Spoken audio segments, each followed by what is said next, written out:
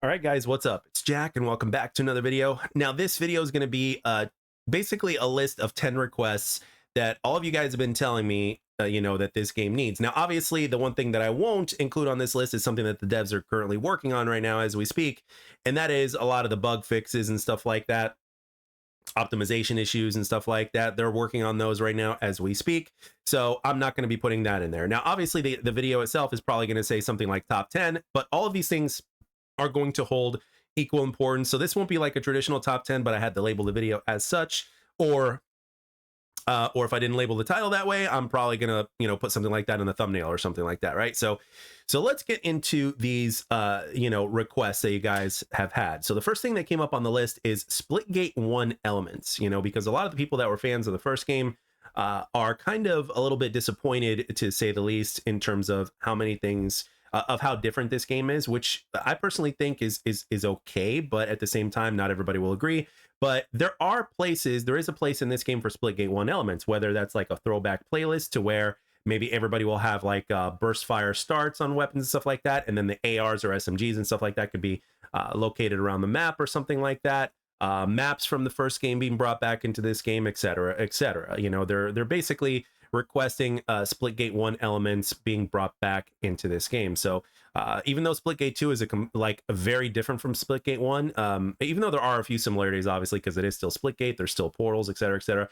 This game is very different in so many different respects, so being able to have like some sort of throwback to Splitgate 1 is something that players have definitely requested. All right, next up on the list, again, this is something that's been requested ever since it's been taken away, and that's a no portals game mode. Now, I know people that are, that are very much into the portals or whatnot will just roll their eyes at this, but I just wanted to say something real quick. As somebody who's been playing first-person shooters for as long as I have, and for somebody who's been playing Splitgate 2 for as long as I have, at like, what, 240 hours, if not close to that, as of the time of this recording, the portals do add a layer of technique into the game, but and even strategy, right? But at the same time, if you're portaling a lot, there's certain other elements into this game that have been added, like the movement and everything like that you're using less of. And of course, when you can't use the portals to get yourself out of a hairy situation, you have to deal things traditionally, and therefore you have to change up your strategy and mindset a little bit. So I would argue that no portals could be just as competitive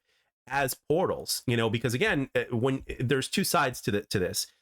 When there's the side of there's less limits, and then there's a side of there's more limits, and there's indications of both. Like, that's like basically saying, like, when you have a game that's got movement, it's a form of being competitive. But at the same time, if you have a game that's like, let's say, like, what's that game called? It's on the tip of my tongue. Rainbow Six Siege, right? Rainbow Six Siege doesn't have the movement that this game does, or the design that this game does. However, it is super competitive because of its tactical nature. So again, I'm not necessarily saying that this game needs to be like Rainbow Six Siege. No. I'm just saying that when you don't have certain things in the game, it also leaves room for other things to shine as well, like the movement, the sliding, etc., etc. And in terms of how you engage in certain things. And I believe that the game can be just as competitive. And I've said this time and time again, this game's foundation in terms of gameplay, in my opinion, is so solid that whether you have portals or not, the game will still play well, even without portals. So anyway, and it's something plus that the casuals have been requesting for so long. And to my knowledge, it still exists in Splitgate 1, if I'm not mistaken. All right, next up. This is something of a lesser thing that I've seen, but I have seen it pop up, and I think a lot of people will agree, a map voting option. Now, the reason why I put this on the list as well, even though it's a little bit something that's been mentioned less, is because now that we have a camo grind system, and you've got things like, the camos for shotguns and the camos for, secondaries, just to name a couple of examples, smaller maps are a lot more viable for those type of weapons. So if a player is specifically working on, like, let's say their camos, at least giving them the option to vote for let's say one of the smaller maps whenever the voting system is coming up before the map starts, before the game starts, I think would be something that would be really cool. Because if they're working on a specific gun, and then all of a sudden a big map pops up, you can use SMGs on a big map, of course, but at the same time, they're more viable on a smaller map. And I think you would agree with the same thing when it comes to shotguns, etc., etc. So just a neat little feature to add on, which couldn't really hurt the game, to be honest. All right, next up, in-game combat record / leaderboards. Right now, all we have is the tracker.gg. We're still not at a beta, and there are certain things that I don't think are tracking 100% correctly, so But when you have something that's in game, and especially if it's going to be written that the way the camo system has been written to where it will track properly like it's supposed to, kind of like how they're going to do with the daily and weekly challenges that's coming up, I think that I think this could go a long way. And this is something that has been requested by both, super casual players as well as people that are just a lot more dedicated. I mean, it's something that a lot of players are just interested in. I still remember to this day, and I've said it again, and I'll say it one more time here. Back during the days when I was playing Black Ops 1 back in 2010, 2011, not knowing how to play first person shooters like I do today, not even close, I was still very much into the combat record. And for every game that followed, I've always loved a good combat record. I've always loved to see how many kills I've got with a weapon, how accurate I was with the weapon, my most weapon used, everything, right? So to have an in-game stat tracker and even leaderboards, I think would be really cool. So anyway, let's move on to the next one. A custom maps playlist. This is something that has been requested. There's people in the community that have created excellent maps, like amazing maps, and I've even seen people that are in ranked that have also been playing on very certain types of maps. That are like competitive players that play on very certain types of maps, and they've been created by the community. So if you've got a custom map playlist, I think it's a really good way to give the community of those map creators some love, as well as additional feedback from the community in terms of, hey, we love this map, we'd like to see this map, blah, blah, blah. Or, having the chance of a map or a variation of that creator's map being put into rotation for the game itself. I think that'd be great, because you've got something which is basically essentially a forge mode to where, you could have so many maps being put into arena, and hell, maybe even onslaught or even battle royale itself, that will help give so much more longevity and variety to the game. Because when you have more maps to play on, it really helps with the lifespan of the game. It can't hurt the game. So I think this is an easy way for the devs to like shave a lot of their creation time as well when it comes to certain things, because you've got people that are literally doing that for you. I think I remember even Halo Infinite doing something like that as well with their Forge mode. So anyway, with that being said, let's move on the list. This one's very simple. Fix Battle Royale. Whether it's solos, duos, or making it a little bit more traditional towards Battle Royale, a lot of people that play the Battle Royale have been requesting certain things, and I'm not a Battle Royale guy, but Splitgate 2 is also trying to be unique within the Battle Royale genre, but at the same time, it's still calling it a Battle Royale. So therefore, do they go more towards the traditional Battle Royale route, or do they go more towards the unique Splitgate route? I don't know. This is where you guys can let all the details known in the comment section below. A lot of people have also been requesting solos and duos, so maybe that's something that they can put on rotation. It's like, hey, this week we're going to do solos, next week we're going to do duos, or something like that. So all right, let's move on. Next one, obviously this is one of the biggest things that's been on request, and that is a progression system, right? Something to grind for. And we're not just talking about something that's going to be, obsolete after 1 month because you've already maxed out. We're talking something that's going to have meat on the bone, and something that's also going to be consistently updated. And I don't mean a seasonal system. I mean, like every single season, they could kind of upgrade it to where it's like, hey, this is version 2.0, this is version 3.0. You know what I mean? To where they keep adding elements that make the grind that much more fun. And there are many different games that they can take inspiration from, as well as their own creation as well. So I really don't, I've already made separate videos about this. I think I've made 2 given specifics and stuff like that on the topic. So with that being said, it is one of the most highly requested things, and I think that's one of the things that's coming sooner rather than later now. So especially after this next update, where they're going to be working on optimization and bugs and stuff like that. So I think it's going to be coming fairly soon, because it's been so highly requested. All right, next up, fix and change ranked.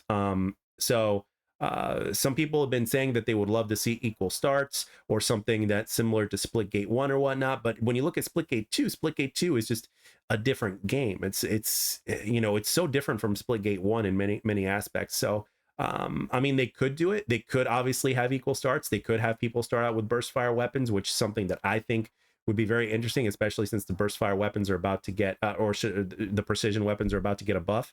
So as well as, if you have like assault rifles, which are, easier to use, to be, to be like around the map, as it picked up kind of like as power weapons.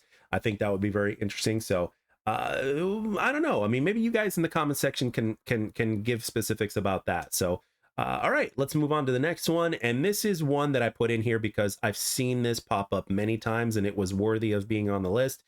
despite the fact that I don't think it should be currently implemented because of the low player count, and at the same time, I don't want mouse and keyboards to pay the price of just people that are just complaining way too much. And the reason why I say that is because I've done a few polls, and even though my channel is a small sample size, it still doesn't stop the fact that there are anywhere from 70 to 75% of players that are playing on controller, and about 20 to 25 players, anywhere from 20 to 30% at most, playing on mouse and keyboard. Right now, I do know that there are significant advantages to mouse and keyboard, just like there's particularly just one advantage as far as controller is concerned, which is the aim assist, even though the aim assist is significantly lower in this game compared to other modern shooters out there. But you've got two sides of this, but the thing is, ultimately, this player count right now in terms of where we stand is really low.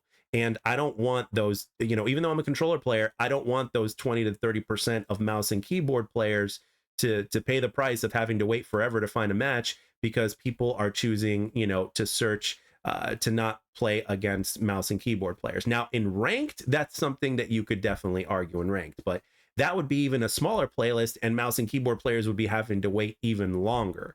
So in terms of where we are right now with the player count, I think the input-based matchmaking should definitely wait. So I mean, and again, we're talking like a 70 to 30 ratio here. So it's not as bad as you think. And at the same time, it's like, this has been something that's been a thing forever. You know what I mean? A lot of people have been complaining about this forever, ever since crossplay has been introduced, and both people on both sides have been complaining. Mouse and keyboard players are always going to complain about aim assist, and controller players are always going to complain about the advantages that mouse and keyboard has. Regardless of whatever game it is. It is an argument as old as time, and as of right now, with the lower player count in terms of where we currently are, input-based matchmaking has no place right now in this game, because those other 30% of players are just gonna, a majority of them are just gonna stop playing because they're gonna be waiting too damn long to find a match. So it just doesn't belong right now. So maybe in the future when we get to a certain point, maybe, but again, the ratio still favors the controller player. So anyway, but I wanted to add it in because it's something that a lot of people have been requesting. So all right, and of course, last but not least, add an find an alternative to bots. Bots has been a really big discussion in this game, especially when this game launched. I don't know if bots played a role in terms of people quitting the game, in terms of like stop playing it completely. But ultimately, most of the time, what happens with me, in my experiences, and again, you can look on my live tab if you want to, but my experience is, the game will start out with, all regular players. And then what'll happen is whenever somebody quits, a bot takes their place and they stay there for the entirety of the match. So like I said, I mentioned this before, and I made a separate video on this, but if they had it to where, a bot can temporarily be in the match while the game looks for a new player to join the match, I think that would really be a good alternative. I think it's a big design thing as far as development is concerned. But if I had to, I'm not a betting man, but if I had to bet anything, I would say that they're probably working on a solution for it as we speak, because it's been a hot topic of discussion ever since the game launched, literally. So so we'll see. We'll see what they do, if anything. Obviously it's better than not having anybody. Like if and like, let's say you had a 4v2, it's obviously better than that, and God knows how long it would last until somebody else were to come in and join the game. So that's where I think the bots would be like a happy medium, to where it's like, okay, they could be in there temporarily while the game looks for somebody else. You know what I mean? And then once they do, boom, bot goes out, player comes in. Simple as that. So again, but that would be a really big design thing for the devs if they're not working on it already. And if they're not, hopefully they come up with a better solution, but maybe you guys have a better solution that you can let me know in the comment section down below. So with that being said, guys, that pretty much concludes this list in terms of what you guys have been saying in the comment section, back and forth.